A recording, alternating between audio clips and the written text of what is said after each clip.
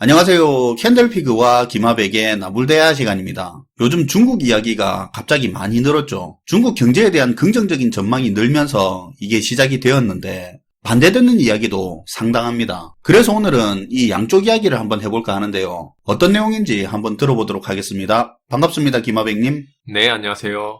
매년 연초가 되면 올해 경제 성장률은 어떻고 물가 상승률은 어떻고 해서 다양한 경제 전망이 제시되는데요. 그리고 전망하는 기관에서는 연초다 보니까 굳이 부정적인 예상을 강조할 필요가 없습니다. 그러다 보니 기대감을 가지고 긍정적인 전망이 많이 나올 수밖에 없죠. 근데 올해 전망은 분위기가 약간 다른데요. 올해 경기가 좋다고 하는 사람도 있고 나쁘다는 사람도 있고 얼마 전까지는 안 좋을 거라고 했다가 이제는 다시 좋아질 거라고 하면서 전망이 왔다 갔다 하는 모습도 보입니다. 당장 국제통화기금인 IMF만 보더라도 불과 한 달 전까지만 해도 올해 세계 경제가 더 힘들 거라고, 그래서 어려움이 훨씬 커질 거라고 해놓고 이제 와서 한 달 만에 갑자기 한다는 말이 세계 경제가 하반기부터는 개선돼서 더 나은 성장을 보여줄 거라고 합니다. 계속 오락가락하는 입장을 보이고 있는 거죠.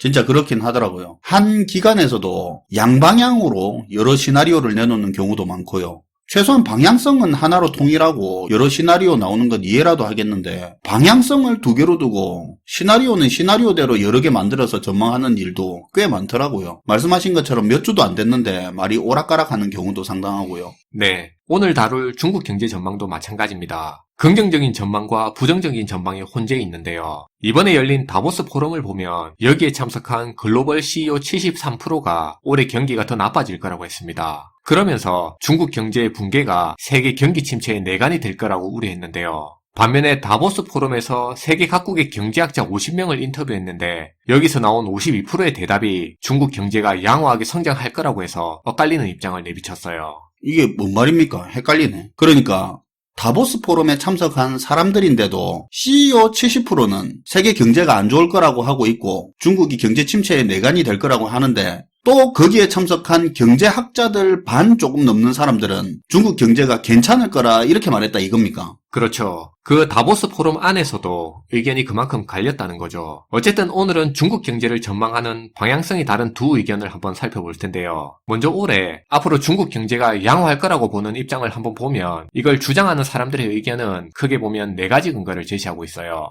먼저 첫 번째는 코로나를 대하는 중국 정부의 입장 변화가 올해 중국 경제 성장에 힘이 될 거라는 건데요. 기존의 중국 경제를 보면 제로 코로나 정책이라는 락다운, 봉쇄 조치 때문에 중국 경제가 발목 잡힌 측면이 컸다는 겁니다. 최근에 IMF 총재도 같은 의견을 내놨는데요. 미국과 유럽, 아시아 국가들과 비교해서 중국 경제를 얘기하면서 중국이 코로나로 인한 봉쇄 조치 때문에 작년에 한 3% 정도 성장을 했다면 올해는 중국 경제가 4% 중반대까지 성장해서 살아날 거라고 얘기했어요. 그동안에 중국 봉쇄 강도가 워낙 강했으니까 말이죠. 그렇죠.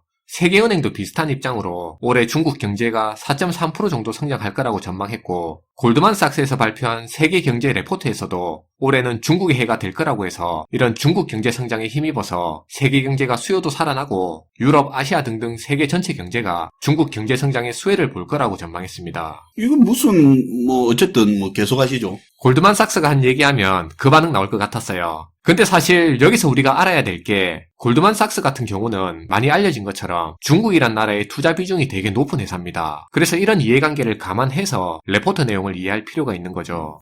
다음으로 앞으로 중국 경제가 좋을 거라고 보는 두 번째 근거는 이겁니다. 최근 언론에서 계속 보도되고 있는 내용인데요. 지금 중국 가게들이 쓸 돈을 많이 쌓아뒀다는 거예요. 개인들 저축률 이야기네요. 네. 중국 인민은행에 따르면 중국 가계가 저축한 예금이 우리 돈으로 3,244조나 된다고 하는데요. 더욱 놀라운 사실은 21년 말과 비교해서 불과 1년 만에 2배가 넘게 늘었다는 겁니다. 어떻게 2배나 늘죠? 봉쇄 조치 이런 것 때문에 쓸 돈을 못 써서 그러나? 네, 그게 큰 부분을 차지하는 이유이기도 해요.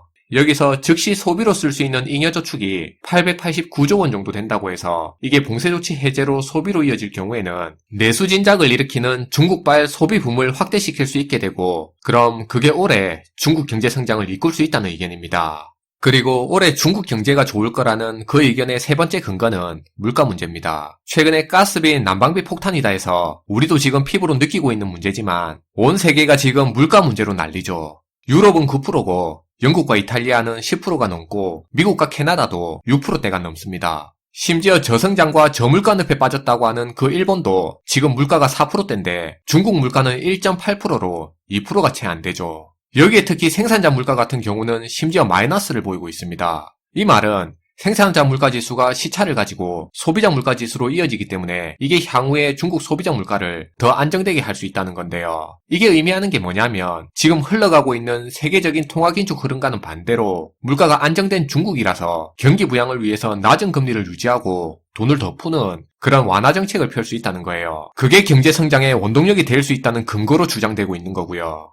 마지막으로 네 번째 근거는 이것도 중국 정부의 입장 변화에서 확인할 수 있는 내용인데요. 지난 3년간 중국의 경제정책을 보면 다 같이 잘 살자라는 시진핑식 공동부유 정책으로 사회주의 색깔이 되게 강한 정책을 강하게 추진해왔습니다. 그러다 보니까 차이나런이라고 해서 많은 해외 투자 기업들이 중국을 빠져나가게 됐고요. 지금 현재도 많이 빠져나가고 있습니다. 근데 최근 중국 정부가 이걸 의식해서 특히 빅테크 기업들 위주로 규제도 풀어주고 완화해주는 그런 시장 친화적 친기업 정책을 펼치고 있는데요. 이게 다시 해외 자본과 기업을 끌어서 중국 경제를 살릴 수 있는 그런 계기가 되지 않겠냐는 의견입니다. 그리고 최근에 부동산 가격 하락 문제가 심각해지다 보니까 작년 12월부터 규제나 대출 부분 상당히 완화시켰더라고요. 맞아요. 그래서 이런 여러 근거를 대면서 올해 들어 중국 경제에 대해 기대감도 키우고 중국 경제 성장이 세계 경제의 활력이 되지 않겠냐는 그 측면에서 시장이 그렇게 흘러가고 있다는 의견도 나오고 있어요. 일단 올해를 기점으로 중국 경제가 나아질 거라는 의견에는 이런 근거가 있네요. 그럼 앞으로 중국 경제가 계속 부정적일 거라고 보는 그 의견은 어떤 근거를 가지고 있습니까? 네, 반대로 올해를 포함해서 앞으로 중국 경제가 더 힘들 거라는 입장도 만만치 않는데요. 중국 경제를 부정적으로 보는 견해는 현재 중국이 처한 명확한 현실을 그 근거로 주장하고 있는데요. 사실 다들 아시는 것처럼 중국 경제의 수습 불가 수준을 넘어버린 그 부채 문제를 근거로 들고 있어요. 사실 이 부분은 우리도 다를 바가 없는 문제인데요. 어쨌든 너무 과도하게 키워버린 부채 문제가 중국 경제 성장의 발목을 잡고 있다는 겁니다. 그동안 중국은 사실 빚으로 경제 규모를 키워왔고요. 국가 주도로 부동산과 각종 인프라 투자에 건설업 등에 집중하면서 경제 성장을 이끌어왔는데요. 근데 이게 이제 한계를 맞았다는 겁니다. 정부도 이제 돈이 없는 상황인데요. 지방정부 같은 경우는 당장 공무원들 월급 30%, 50%까지 깎을 정도로 예산이 부족한 상태고요. 건설사들은 돈줄이 막혀서 아파트 짓다가 공사를 중단시킨 상태입니다. 현재 짓다만 아파트가 알려진 것만 200만 채가 넘는다고 하죠. 사실 안 드러나서 그렇지 숨어있는 것까지 감안하면 더 될 거라고 예상되고 있어요. 앞에서 캔들피그님이 잠깐 언급했지만 지금 중국 부동산 가격 하락 문제는 금융위기랑 직결되는 부분이라 중국 정부가 그동안 추진하던 규제, 대출 다 풀어주고 있는데 생각보다 부동산 시장이 반응을 안 하고 있는 상태입니다. 사실 중국은 부동산 시장이 GDP의 약 30%를 차지하고 있고 가계소득 성장의 약 75%를 부동산 가격 상승이 이끌고 있는데요. 근데 이게 계속 지속되는 게 현재로서는 불가능하다는 겁니다. 앞에 긍정론 같은 경우는 여러 호재들을 나열하듯이 얘기했는데 근데 중국 경제를 안 좋게 보는 이유는 사실 다른 많은 이유보다는 부동산발 위기론이 굉장히 무게 있게 거론되고 있습니다. 그런 맥락에서 보면 올해도 주택가격 폭락으로 이게 사람들이 가진 경제 성장에 대한 기대감을 죽여서 가계 소비를 줄이고 내수 진작을 힘들어지게 만들 수 있다는 거예요. 앞에서 가계저축 증가가 소비로 이어져 경제성장의 이유가 된다고 했는데 실제 중국 가계를 대상으로 조사한 설문조사를 봐도 사람들은 실제 소비 의사가 그렇게 없는 걸로 알려지고 있습니다. 코로나 동안 현금을 비축해두는 게 얼마나 중요한지 몸소 체험한 결과겠죠. 그래서 돈을 쓰고 소비하고 투자하는 것보다 저축을 극명하게 선호하는 모습을 보이고 있는 거고요. 그러니까 저축률 높아지는 게 이걸 소비로 이어진다고 이야기를 했는데 이 저축률이 사실 불확실하고 불안한 경제 상황으로 인해서 주머니를 더 닫고 있는 걸로 보고 있는 거네요. 네, 그렇게 해석하는 게 더 나아 보입니다. 그리고 중국이 안고 있는 빚 문제 중에 3천조가 넘는 중국 부동산 대출이 부실 대출인 걸로 드러나고 있어요. 현재 헝다를 비롯한 위기에 몰린 대다수 부동산 개발 기업뿐만 아니라 중국 경제를 떠받치고 있는 제조기업들 상황도 알려진 것보다 되게 안 좋은 상황이에요. 그런 부분들이 문제죠. 호재로 볼 수 있는 건 엄청 알리는데 정작 문제는 꽁꽁 싸매고 있으니까 터지기 전에는 제대로 알 길이 없죠. 네, 여기에 중국이 예전만큼 수출 상황이 좋지 않다는 것도 중요한 부분입니다. 미국이 중국을 견제하고 제재함으로써 중국 산업을 코너로 몰아가고 있습니다. 이미 미국은 중국산 제품에 대해 높은 관세를 부과하고 있고 연일 중국에 대해서 제재의 칼날을 들이밀고 있는데요. 또한 미국이 기술 제재로 고성능 반도체 등 첨단 기술과 제품 수급에 어려움을 겪고 있는 이런 상황도 제조업 중심의 중국 산업 성장에 족쇄로 작용하기 시작했어요. 올해 중국 경제 성장률이 40년 만에 처음으로 세계 경제 성장률 이하가 될 거라는 전망도 있는데요. 앞에서 말한 이런 악재들을 중국 경제가 피하기 힘들다는 맥락에서 나오고 있는 의견으로 볼 수 있습니다.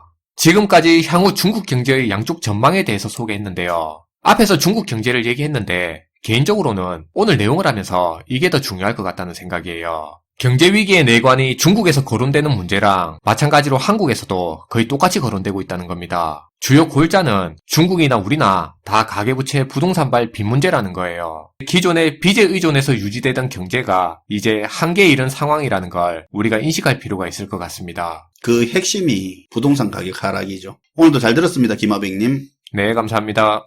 투자 시장에서 악재는 호재로 덮는다는 말이 흔하고 실제로 굉장히 잘 통하죠. 그런데 지금 일촉즉발의 중국 부동산 시장 상황이나 그런 부채 문제들이 코로나 봉쇄 해제나 저축률이 높아진 수치를 호재로 보고 얼만큼 덮을 수 있는지는 두고 봐야겠죠. 춘절 기간이라는 이벤트에 방역 해제가 겹쳐서 일시적으로 드러난 소비 증가와 기저효과에 과도하게 의미 부여를 한 건 아닌지, 아니면 중국이 회복하는 시작인지는 봄이 되어봐야 방향성이 나오니까 나중에 이걸 한번 리뷰해보는 것도 의미가 있을 것 같습니다. 시청해주셔서 감사하고요. 지금까지 나불대화 시간이었습니다.